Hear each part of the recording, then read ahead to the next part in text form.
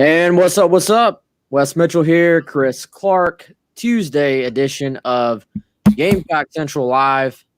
As we roll on and sort of get into the meat of this Auburn week, appreciate everybody joining us here. Obviously, YouTube, Facebook, Twitter, and on all of the podcast platforms out there, Apple Podcast, Google, Spotify, all the different things that's supposed to be on there. By the way, if you prefer a different podcast platform and we are not on there, please let us know. We will effort making that happen. Again, I'm Wes Mitchell. He is Chris Clark. This is GC Live, brought to you by AffordableMedicalUSA.com, 803-926-1493, home of the Game Day Chair. Chris, before we get into this Muschamp press conference, maybe a little, a few key matchups, some things to watch with this Auburn game. Why don't you tell everybody about the Game Day Chair? Yeah, so the Game Day Chair is obviously our primary sponsor here on Gamecock Central Live, and you've heard about it every day since we started doing this daily, and they're the reason why. They're a huge reason why, so we appreciate their support. Check them out, guys. Super comfortable chair, the Maxi Comfort Cloud with Twilight technology. If you go to AffordableMedicalUSA.com, you'll be able to find it there. We're actually working on a new link. Chris, the owner of Affordable Medical USA, is working on a new link that'll be even easier to remember. But until then, if you're on YouTube, go to the description. You can find the link there. Daniel Watts, thank you for asking about the chair. You'll be able to find it there. Power pillow, lumbar support, zero gravity position, little remote that'll get you in any position you want. Way better than a lazy boy. Make your game day experience while you're watching the game from the comforts of your own home even more comfortable. So check it out. Give them a call. Go to AffordableMedicalUSA.com and search for the Maxi Comfort Cloud with Twilight. I'm going to do my best Alyssa Lang impression and eat my lunch as we're doing the show here. Yeah. But, okay, so obviously South Carolina, Auburn.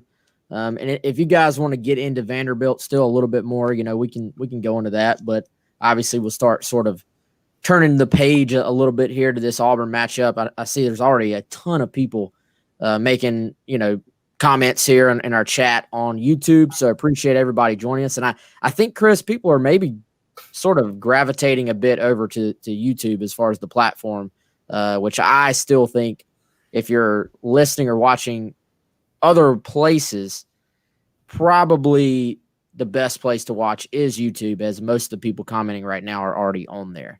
So let's see. All right, before we get into Auburn, let's go ahead and take Susan Hitchcock has a question here, and I know she is a loyal watcher and reader of GamecockCentral.com. So let's go ahead and reward her, get her question about the decommitment of Ontario Brown from South Carolina over the weekend, and whether South Carolina will recruit another running back. Chris, I think, first of all, I think worth pointing out that this is something that sort of had been expected for South Carolina. And, and not that Ontario Brown is not a good player, because I don't want to make it sound, sometimes, especially when you run a, quote, fan site or something, people will say, well, that's sour grapes or something like that. South Carolina, they wanted the kid.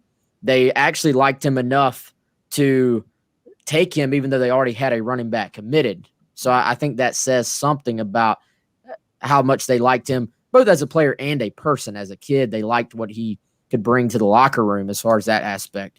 But as always, there are, and I don't want to get completely all into his, personal life. But as always, there are things that have to be in place for South Carolina to sign a guy, from academics. If you look at sort of the way the letter of intents are sort of designed now, you basically a guy has to be able to be in a situation to qualify if you're going to take him. So anyway, point being, I think this is a situation for South Carolina where, as far as taking another running back, I don't think it's a necessity, Chris. I don't think it's a requirement. I think if the right guy were to pop up and he's a playmaker, if he's explosive, if he can run, and I mean run like as in if he's a fast dude and could bring that to the table, then I think they would look at taking another one. But I don't think, when you look at the emergence of Kevin Harris, the guy's already on campus, Marshawn Lloyd coming back next year, Juju McDowell, the running back that's also committed for 2021. I don't think they're going to take a guy at running back just to take one based on everything we've been told. Yeah, like you said, it wasn't a necessity for this class after taking – now, when we talk about taking 3 guys in the last class, 1 was a junior college guy, 2 high school guys, but you do still have 3, and you've got 3 that are projected to all be back from that same class next year. So not a giant numbers need. South Carolina took Ontario to pair with Juju McDowell initially because, like you said earlier, Wes, they thought he was a good player. Wasn't a guy they were just taking just to fill a spot, just to get a body in there. So, look, they're already up against it from a numbers standpoint. That's without knowing how the NCAA is going to handle overall scholarship limits. Coaches are recruiting and signing a class right now knowing that they're going to have maybe some guys that choose to take extra years of eligibility. We don't know what that is going to exactly look like. There will be some protections. I feel pretty confident, but we just don't know what. But even taking that out of the equation, they're already very, very tight on scholarships. So they've got some other needs in this class. I'm sure they'll continue looking. And if they find another guy that they think is a really good player and is a bigger need, a better player than some certain other positions, then maybe. But here's the thing, Wes, they can go into the 22 class, and there are already several guys that South Carolina is recruiting that have some interest, even some highly rated guys. From out of state, you've got an in-state guy in C.J. Stokes who's, really come on at running back. So you might be able to look at the 22 class and say, take a couple there. That's always a possibility for you. But I'm glad that question was asked by Susan, because something I think we need to clear up a little bit. Wes, you and I were talking off air earlier today a little bit about that, with some people really jumping to conclusions or painting that story in sort of a different light. And it wasn't really, what went down at all. So an expected thing, a loss of a good player in the class in terms of his own field ability, for sure. But a loss that South Carolina sort of anticipated and can go and plan for the future now. Yeah, so I think, man, wow, did we just swap sides, or am I? We did. Losing? I don't know why. We did, yeah. All right, y'all hold on for 1 second. There we go. Wes has to be on the left. He can't do the show on the right. Well, it's just, I don't know. It was freaking me out for a second. That did throw me off. I was like, whoa, hold on. Yeah. Let's see, a question about Rashad Amos. I mean, I still, that's a guy I was talking up preseason. I think, yeah, at some point you're going to see Rashad. But, I mean, Bobo was pretty frank when he said, hey, the kid's just got to grow up a little bit. That's common with a lot of freshmen. So we'll see. I think right now that position's been really good for him so far. So, we'll see if that happens or not. We had Cartwright asking about Muschamp's. I'll tell you what, I'll check on the polo and see if that's available. We do have an outstanding sponsor in Gamecock Traditions, which formerly was Garnet and Black Traditions. They're a sponsor on GamecockCentral.com. So, Cartwright, I will ask Scott over there and check it, and see if that's available. And if so, you just got to promise to buy it from those guys. But I'll find out about that for you as well. A question about Sherrod Green. That's still down the line as far as getting him back. It was, 4 to 6 weeks? And that was during week 1, game 1. So you still got a ways to go with Sherrod, possibly being back. All right, as far as other injuries, again, Muschamp going along with his sort of, I would say, non-disclosure on injuries today, which we don't even know. Keir Thomas missed last week. Jalen Dickerson missed last week. We don't even really know if those were necessarily injury-related. Obviously, there's a whole other reasons you could speculate. I don't want to speculate, but Muschamp was asked, will those guys be back? Will Izzy be back? Izzy played like 14 snaps, I think, according to the snap count against Vandy. And Muschamp said, I think so. Quote, I think so. So I don't know if that's sort of a non-answer or if he really thinks so. We will see We will certainly try to check on those things, but in today's age right now with everything else going on, some of this we're just going to have to accept that there's not going to be much injury news going into a game. So, all right, let's turn the page. Let's roll into Auburn. Will Muschamp talking about Auburn today. Some players talking about Auburn today. Chris, off the bat, what's the first thing that sort of stands out to you about this Auburn team? What, if there's one thing or a couple things people need to know about Auburn, what do you think those things are? Well, if we're just going sort of rapid fire off the cuff, there's two random things that pop out to me. One is that, they haven't appeared super impressive, right, so far this season. Not to say they're not a good football team, right? It's still going to be a big challenge for South Carolina, but they've been in some fights, through the first 3 weeks, and maybe haven't looked as strong as I think people anticipated. Haven't looked quite as strong as I anticipated. The other thing is that it's still going to be a really big challenge for South Carolina because of A, the type of offense they run, and B, some of their skill guys that they've got. Where we've seen South Carolina struggle, we saw them struggle with a little bit of tempo, in the Tennessee game, for example, where they tempoed some of the run plays. That caused some issues. And then just some one-on-one matchups, whether it was the Tennessee or Florida game. Vandy just didn't have the horses. But I think Auburn, with them coming to town, they do present some issues. Bo Nix has not played great, but he can hurt you with his legs. He can throw the football. You think about Anthony Schwartz, who's a guy that Muschamp described as the fastest player in the country. He may be in terms of speed. That's not just hyperbole. I mean, he's 10.06 in the 100, which is absolutely flaming. And, so you have him, and they use him in a variety of ways. You got Seth Williams, who's a big physical receiver. You got Tank Bigsby, who has 3,000 yards after contact so far, roughly this season. They can present you some issues with how their offense is structured, with the tempo and the way they get guys the ball, and some of the individual skill players. And we've seen South Carolina struggle in both those areas this year. And so that's a big concern, I think, going into the game. I think, man, when you look, and first of all, 10.06, if you're running a 10.6, it's fast. You're hauling. Yeah. Like you were hauling. Yep. This guy runs a 10.06. And I think that's got to be a concern for you if you're South Carolina, is dealing with these guys down the field. And sort of, you talk about, defensive coaches talk about rush and cover all the time, and how they're sort of, they play off of each other, they complement each other. And if you can do both, they sort of one makes the other look better, and vice versa. And if you can't rush, then most of the time you can't cover. If you can't cover, you can't rush. Like they sort of, and sometimes it's even hard to tell which is the biggest issue, but generally they go hand in hand. And this is one of those teams where I think you have to cover a little bit longer.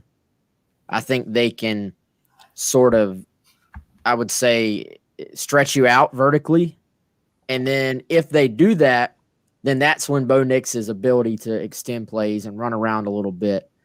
I mean, this guy's not Lamar Jackson, but when you put pieces around him, and he can give you that extra second and a half, that is the difference between nothing and a completion downfield, can kill you in a close game. Now, Auburn has not, like you said, been outstanding this year at all. I think this is one of those teams right now where the sum of the parts has sort of not been as good as maybe a lot of the different individual abilities that you see here. Yep. I mean, Bo Nix, what did Rivals have him as? Number 2 quarterback? He was a 5-star kid. Yeah. Yeah, 5-star guy. Has played from the beginning. Has had moments, I think, but has not shown that it's consistently come together yet.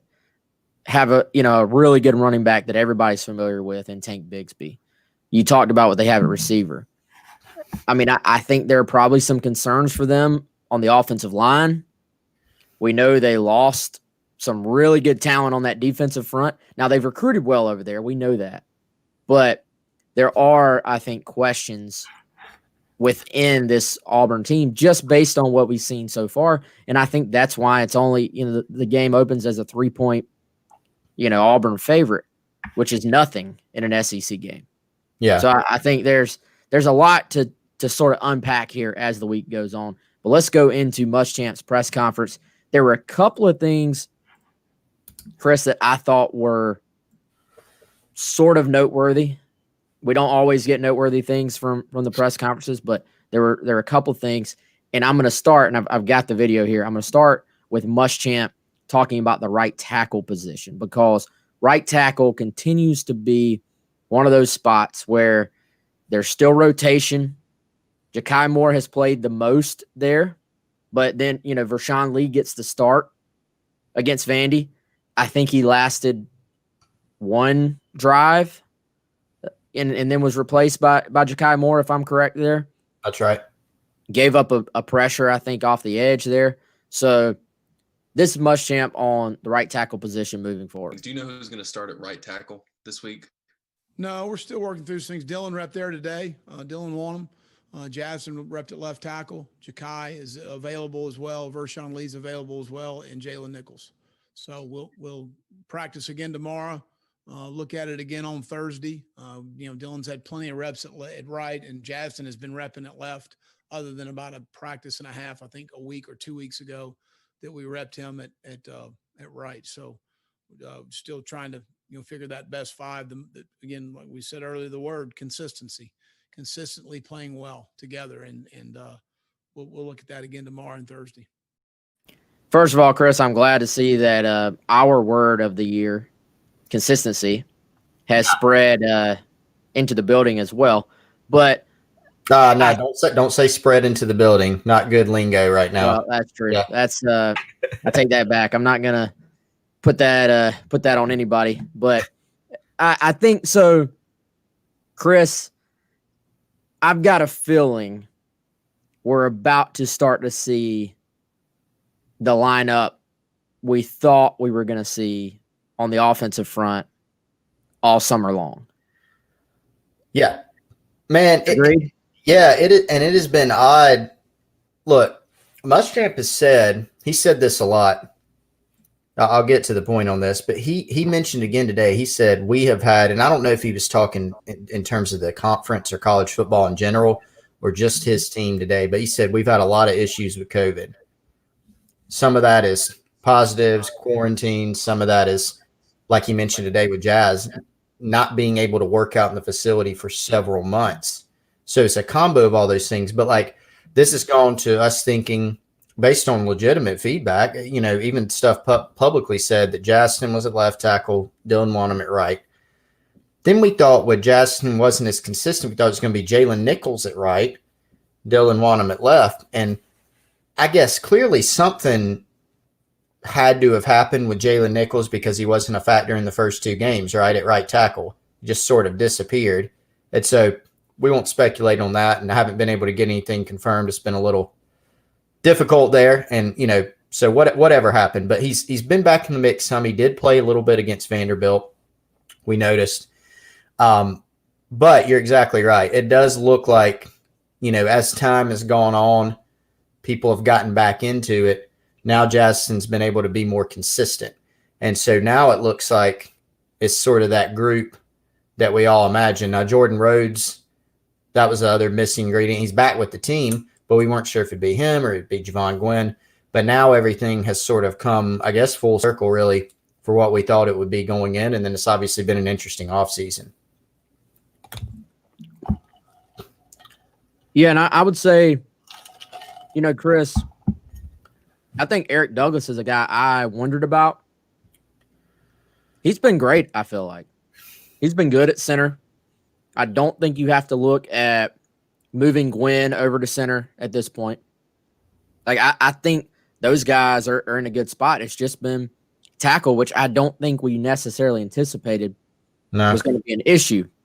But now I think you do sort of look Jazz at left, Dylan at right, if they settle into that's maybe your best five. That's maybe your best group that they can sort of go from and build from here. Because I would say, man, the run blocking, by my eye, has not been bad. I think they've struggled at times with athleticism on the edge in the pass rush. And, that can get you beat. And that can, when you already have struggles in the passing game due to the other end catching the football, then you really got to hope you can just shore up all the other areas, right? Because if you've got, let's say in a course of 10 throws, 2 of them somebody drops the ball, the other 2 you get sacked, and then another one you get hurried.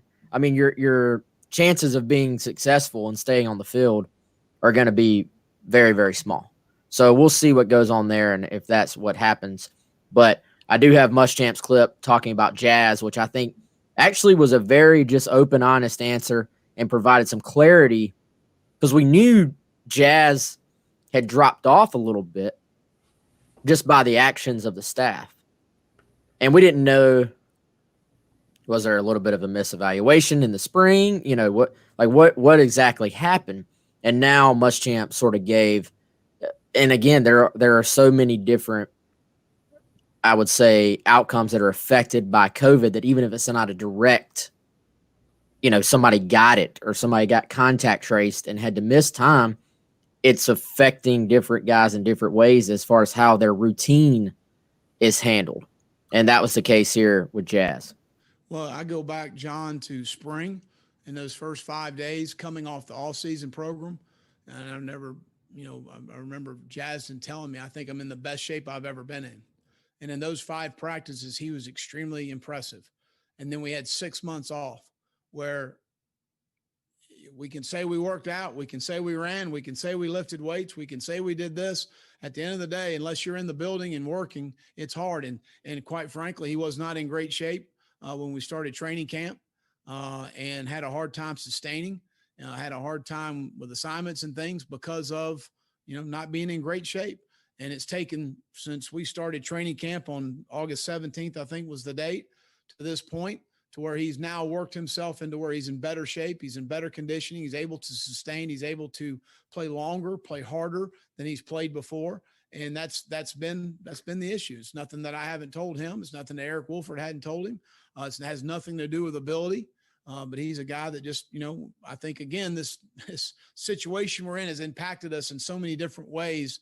And I think that's how it impacted Jazz. Jazz is a wonderful young man. He's worked his butt off to get himself to where he is now again. And we got to sustain that, John. That's the big thing. We got to sustain where he is, because he is a very talented guy. And we need to continue to bring him along. Mm-hmm. Thanks. So yeah, I mean there's your answer. Did you get to watch when you rewatched? Did you watch Jazz much, Chris? No, I'm not, actually still not all the way through my rewatch. I got into later in the game and am just about to get to, I think, the portion where he comes in the game. So I did not. What did you think? Did you get to watch him? No, see, I haven't got there yet either. Like I'm sort of I wouldn't say rolling. I've slowly, as I've had time, gone through the game. Excuse me. And I think he did his job on the 88-yard touchdown. I do know that, but I'm wondering that explanation sounds like a really good thing for South Carolina, because it's not a talent issue. It's really not even, it is a consistency issue, Chris, but it's not really a consistency issue due to, it sounds like, anything other than the fact that it's just really hard to stay conditioned as a 6 foot. How tall is Jazz? 7, 6, 8? It's like 6'15". I'm not sure. Yeah, it's a big dude. Yeah. It's hard enough to stay conditioned and really keep your side. Like, say there's sort of that perfect, because you see it. Offensive linemen, when their playing days are over, they all either get really, really big or they all lose like 100 pounds Yeah. and are, and look like a skinny tight end or something. So, I think it's hard to stay at that correct weight to play football for a lot of these offensive linemen. And to stay, I mean, dude, I can't imagine coming back and going through a Will Muschamp training camp, playing offensive line for Eric Wolford being not quite back in great shape, Yeah. like that. That's going to, of course you're going to be inconsistent. You're in this Columbia Heat.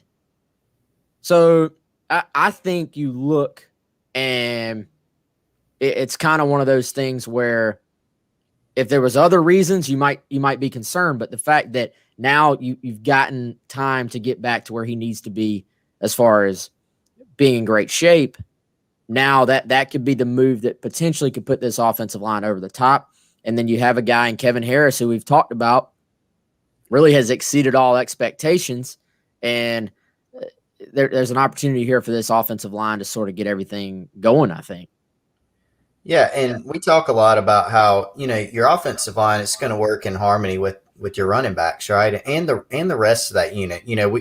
We look at sacks, and now South Carolina's given up too many in one-on-one situations on the offensive line, specifically at tackle. They have given up too many.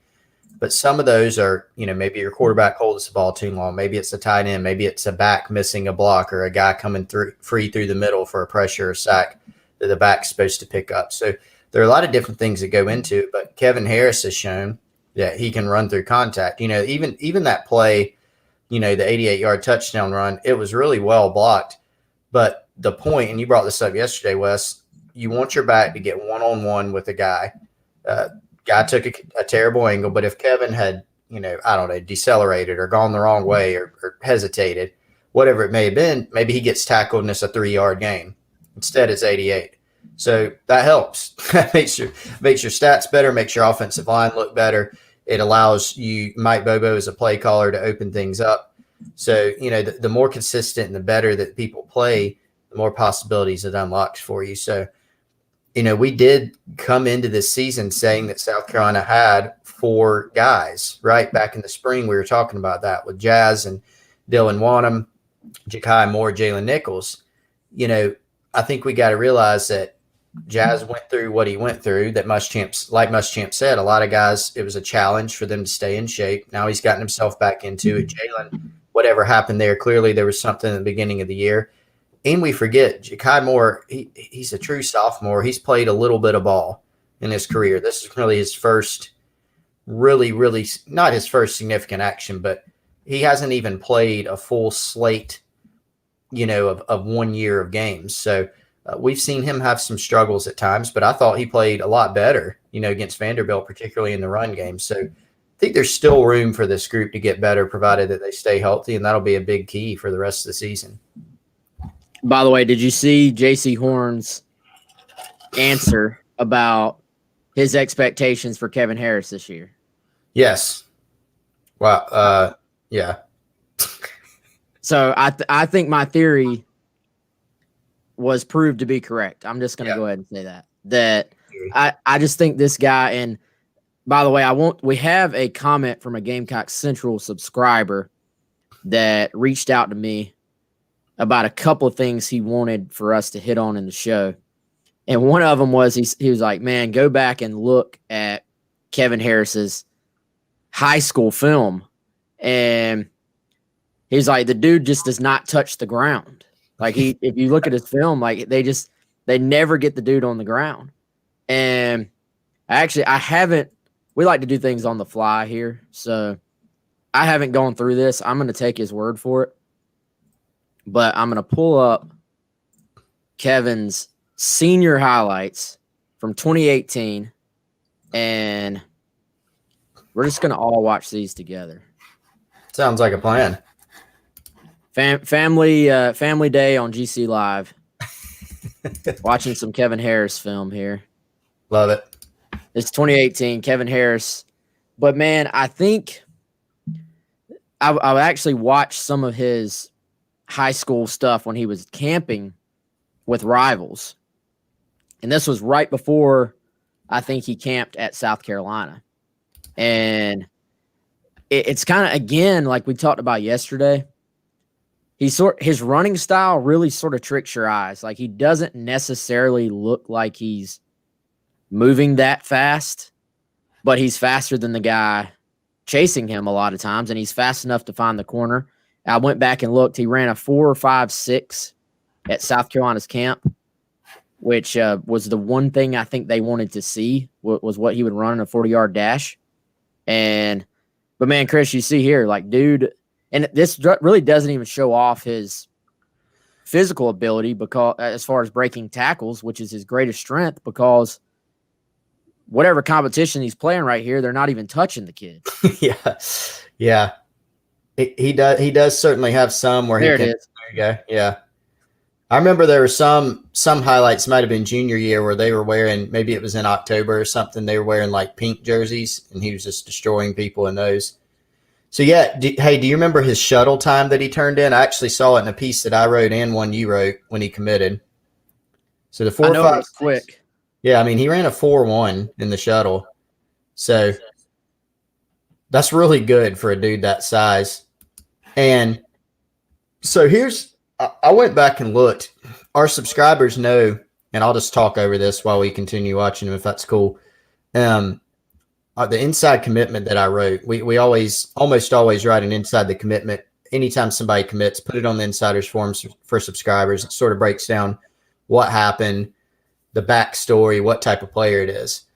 And so I asked his coach at the time, Ross Couch, why is he only a service academy offer guy? And he said, he didn't do a lot of camps. The ones he did do, he didn't turn in great 40 times. Like, he looked the part, but teams were wondering about the top end speed. And so he made it a goal of his to prove people wrong. But here's some of his quotes. He said, he's going to pound you. You can give him the ball 30 times and he'll want it 30 more. He's going to be something special at South Carolina. That much weight coming downhill, running power, that's a load for anyone to take on. That's his bread and butter. His strength, especially his lower body, is what makes him a dominant player. His leg drive is unbelievable. So, yeah, I mean, he's – and here's the highlights I was talking about with the pink jerseys. But, yeah, I mean, he just carries people in. So Couch absolutely raved about the kid. And I do recall, as soon as South Carolina offered, he committed, I was told that it was within a couple of days. I think it was the same day that Tennessee called, Georgia called. They were trying to sort of get in and say, oh, do we need to take another look at this guy? So good find, good get. I think he's the real deal, man. I know we're 3 games in, but I think this kid's the real deal. And, it's kind of funny if you go back. I mean, we can find, I'm sure, especially when we talk to a kid's head coach, which we do almost all the time when a guy commits, they're always going to have positive things to say about their kid, right? Sure. So I'm sure we can go back and find some just absolute misses. Yeah. But to his head coach's credit, and even I was watching, I don't know if you saw this when you were going back and looking. It sounds like we were doing the same thing today and we didn't know it. I went back and looked at all the articles when he committed, and there was a video from Chad Simmons. And Chad basically said, this kid has great balance. He's super strong, and that he's faster than you think, and that he could be a sleeper in South Carolina's class. Like, if you look back, it actually – everything Chad said, everything his coach said, they nailed the evaluation. We just didn't know it at the time because the kid didn't have other SEC offers. He wasn't highly recruited, and you're just wondering, all right, is this just that the kid's head coach likes him and is talking him up like any other head coach, or is it legit? And, I mean, this run that y'all are seeing right now is ridiculous. So, but what we're seeing is that basically all those comments back then were spot on. Yeah, I mean, and so I think one thing that you look at, at this level, at high school level, and trying to project a kid is, some of the things that he does, will they project to the next level? And so, is Kevin going to rip off an 88-yard run every week? No, probably not. That's not as much his game, although he has certainly shown in multiple instances that he's got more speed than anybody's given him credit for. But the ability to break tackles, that's something that's huge. Sometimes you'll watch guys in high school and you don't see them breaking a ton of tackles at the high school level. And so you sort of wonder about that, unless they have elite speed or they're great in short areas or they have great vision or all of the above.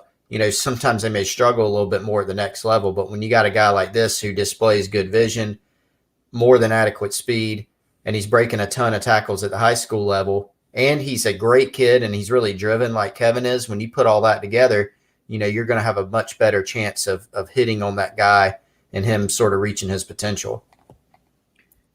No doubt, man. So yeah, I figured that would be cool to go back and look at that. And his film, looking back, we probably should have been raving about him, Chris, I think a little bit more than we did. But anyway, so that, again, was a comment from one of our subscribers who sent me a private message. Give him a shout-out, 843 TJ's Dad 78. And he also said that he wanted us to mention, and I think definitely worth mentioning, Colin Hill, who he also called Chill. The nickname is catching on, guys. He said that he was hoping we could give a shout-out to Colin Hill for his job out front blocking on the Dakereon Joyner touchdown run. And I don't know that Colin really hit many people on that, but his presence out front certainly affected this play. And two things about that caught my eye, Chris. And we talked about how happy Dakereon's teammates were for him. But you look at Colin on that.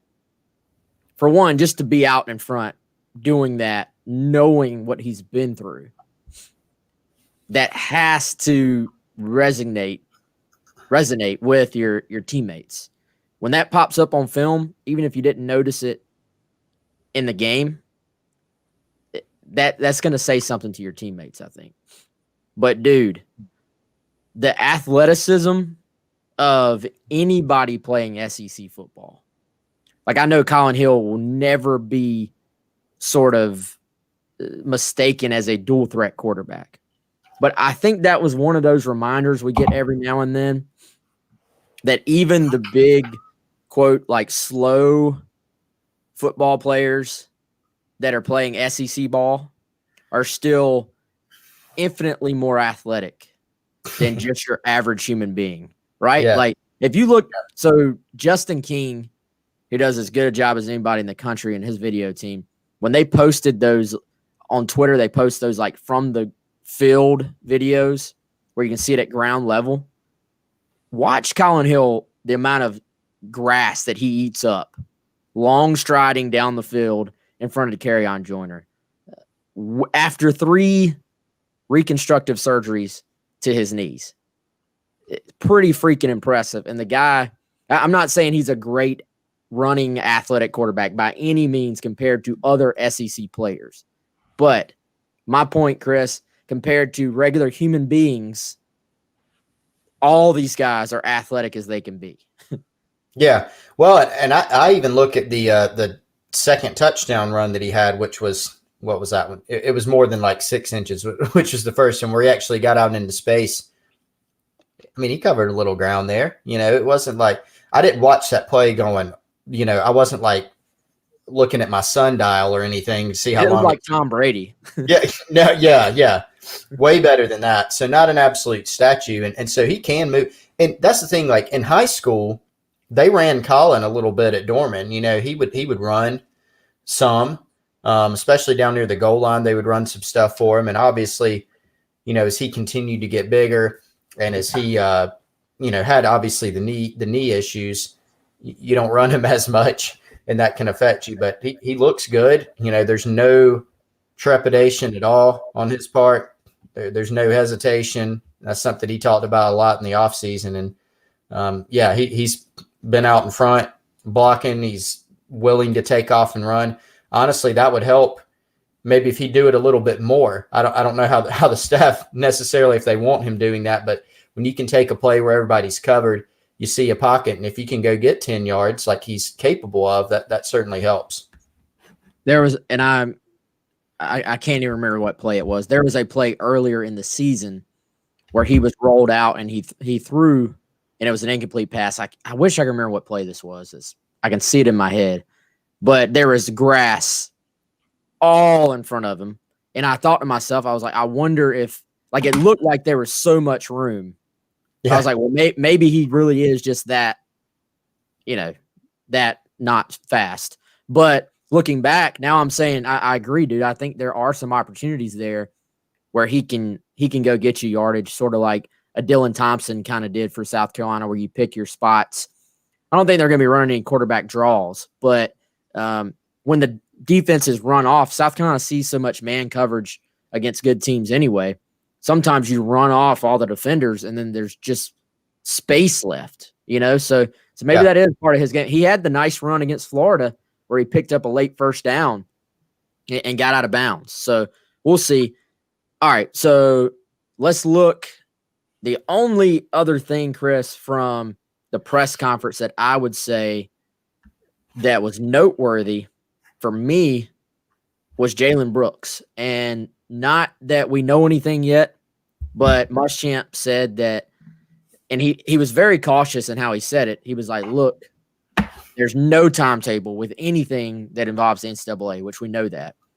But he sounded somewhat, I don't know if optimistic is the word, but there's at least a possibility they could hear something on this appeal in the next few days, which obviously would be, well, we don't know if it would be good or bad, but it would be nice for Jalen to at least get some closure here and find out if he's going to be able to play this year or not. And I find myself thinking, Chris, I know there are no such, what ifs in football that does no one any good. But if you could add a receiving threat to what they've already sort of started to establish on offense, this offense has a chance to be a good bit better than maybe we thought they could be coming in with the emergence of Kevin Harris, like we talked about, and then the potential of adding a Jalen Brooks to some of what they already have at receiver.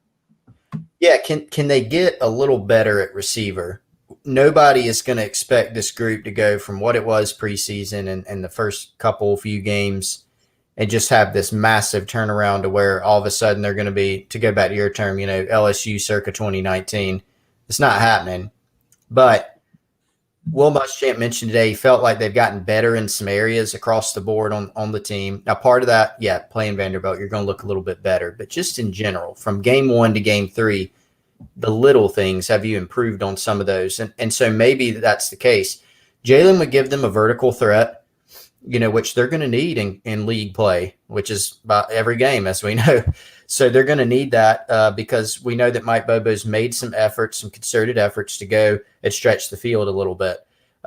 Even if you're not getting the ball off or connecting on some of those, just having that threat of a guy that can run and maybe go snag a deep ball here and there, that could certainly help you. But they need Leggett to come on. They need Van to come on. Really anybody that can get open over the middle of the field or deep or at least threaten the field vertically, those things could help. So, it will be interesting. I mean, Muschamp mentioned they hope to hear this week, I guess is how he put it, or that they could hear this week.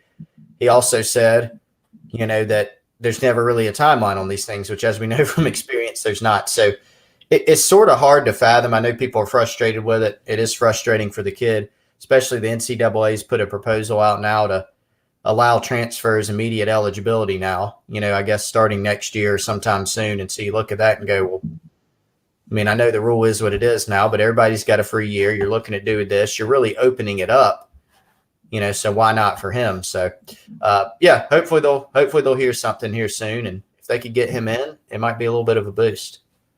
Yeah, and great question here from Craig. What's up, Craig? I know Craig Godwin here is a consistent listener and watcher of the show. How many reps is Brooks getting? And that's something, we don't know. I don't have a specific answer for you, but I think the question brings up an excellent point in that the Jalen Brooks, even if he is ruled eligible this week, the Jalen Brooks you're going to see for what is now, God, believe it or not, week 4 of the season is not the Jalen Brooks you would have seen if he had been ruled eligible from the beginning and allowed to actually play and progress and, go out there and be with the first team in practice. Now, I'm sure they're mixing him in. He's probably done some scout team stuff. I'm sure they've rotated him in. I mean, if we use last year as our guide, Nick Muse was not eligible week 1, and then he got eligible, right before week 2, and he was on the field again. Now, that was against Charleston Southern. So, but that tells us they were still working Nick Muse into, getting reps in practice. So how many is Jalen getting or not getting? I don't know, but I feel pretty confident saying they're at least getting him in the mix in practice. And I would imagine, Chris, if they called up South Carolina on Thursday and said he's eligible for Saturday, I'm not saying Jalen Brooks is starting, but I think Jalen Brooks is on the field on Saturday. It would be my guess. Yeah, and maybe not in a starter role, maybe not playing huge snaps, but he's a guy that you could probably feel good enough about putting out there. Preseason camp, before all this happened, at one point before Tennessee, they had to limit his reps because he's not cleared at that point. It's possible he may not be cleared. You got to make a decision. But in preseason camp, before you get into Tennessee prep, when you're just sort of working on South Carolina, as Muschamp says, he's getting a lot of reps. I mean, he's out there with the first team. So, and Muschamp mentioned Cam Smith going against Jalen Brooks and, in practice, getting in some extra work and things like that on Sunday nights. So he's still out there working, and I think he would play some type of role if he becomes eligible at some point. All right, let's roll through some questions here to finish it out. We had a question from Ryan Patterson. And if this is the same Ryan Patterson, he is a subscriber on Gamecock Central and actually married to somebody I went to high school with. So what's up, Ryan? If that's you, I can't tell. But he says, and we talked about this a little bit. I don't know if you heard the show yesterday, Ryan. We talked about this a little bit, but still a good question. Do y'all think the Vanderbilt game could be a potential reset for a team that hasn't had much success over the last year? Credit those guys for handling business and having fun doing it. Yeah, I mean, I think if you're a South Carolina fan, that's the hope.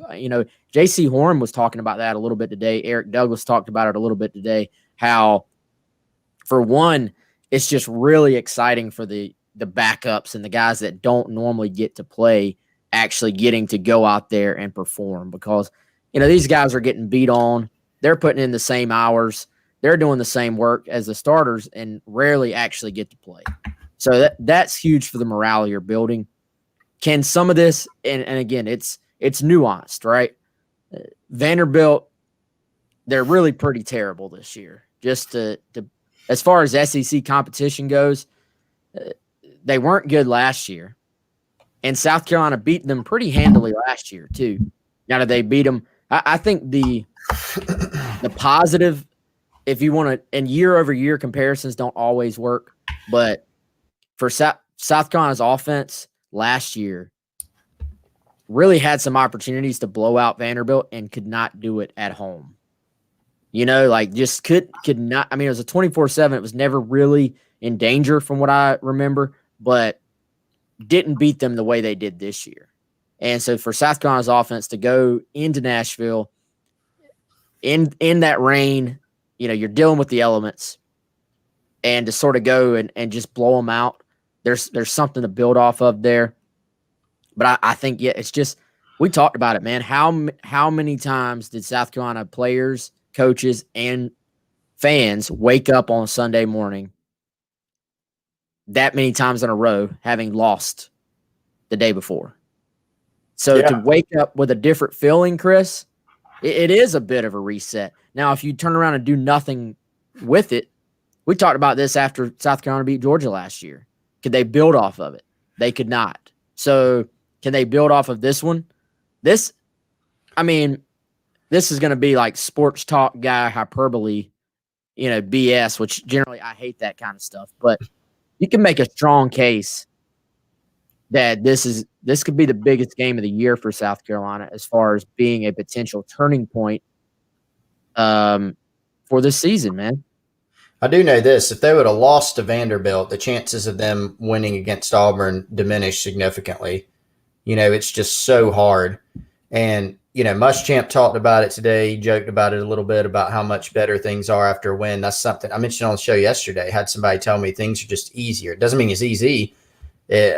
What happened against Vanderbilt has very little to do with what will happen against Auburn, and that if you beat Vandy, that doesn't mean your chances go super high against Auburn. It really doesn't. Much better team, different type of challenge. But you do have that winning result that you can point to. You first 2 weeks are a disappointment. You start off rough. To go and rebound, no matter the opponent, you have that result of said, okay, we've worked hard. And now we got in a position where it's not a nail biter. We went out, took care of business from, second quarter on, pretty much dominated the football game as they should have, maybe even more than they should have. And so then you've got that result to point to and build on. And you go into the game with more confidence. If you lose that game and you're 0-3 going into Auburn, it's a hard week of preparation. It's really a lot harder. So, really it'll come down to what happens on the field, obviously, against Auburn. I do know that losing that game last week would have made it infinitely more difficult. Dude, I mean, I dare the just sort of feel around the program right now. If we were in some alternate reality and South Carolina was 0-3 with a loss to Vandy, it would be unbearable. Yeah. I think just the overall negativity for everything and everybody around the program would be absolutely unbearable. Yep. But with the win, it gives you a chance to reset. And football seasons, we all, in media, fans, sometimes players, everybody gets too high for wins. And, we're all, we may be making too much of South Carolina blowing out Vandy. But also everybody got way too low, I think, after the 0-2 start because, and we talked about it at the time, though, because it trailed what we all saw happened at the end of last year. Yep. So, this was a losing streak for South Carolina that the Vandy win ended for them. So it does, as Gamecock Russ says there, it does build confidence. It's good for the young players. And now we'll just find out if they can actually build off of it and it means something, or if they're sitting here 1-3, all the fill-ins from the first 2 weeks, I think, with this fan base, they come flying right back in. So we'll see if they can do that. It is a interesting matchup.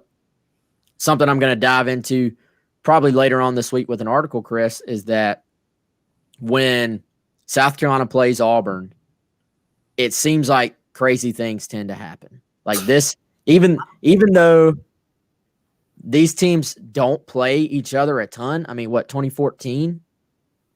That last time they played? Right? Yeah, that's it. At Auburn, 2014. Yep. Every single one of these matchups has been wild, I feel like. I mean, 2014, I remember Spurrier going up and down the field. He said, I'm not punting. He onside kicked, I think. He went for it on every fourth down. He knew his defense wasn't going to get stops. And he just said, screw it, I'm going for it. 2011, very forgettable game for South Carolina. They're on CBS. That was an Auburn team that lost a ton from the year before. Auburn scores late. The little throwback play, was it Philip Lutzenkirchen? Yep. That caught the ball for a touchdown. The two matchups in 2010, obviously Carolina got blown out in one of them. But that's the lone SEC championship game for South Carolina. The 2010 regular season game where Carolina's up and some guy named Cam Newton comes from behind and leads Auburn to a win, and Carolina puts in Connor Shaw in what I still say was the craziest decision of Spurrier's time at South Carolina, just to throw a freshman in just literally into the fire late in that game. When South Carolina has played Auburn, weird stuff happens. So yeah, I'm not expecting anything any different.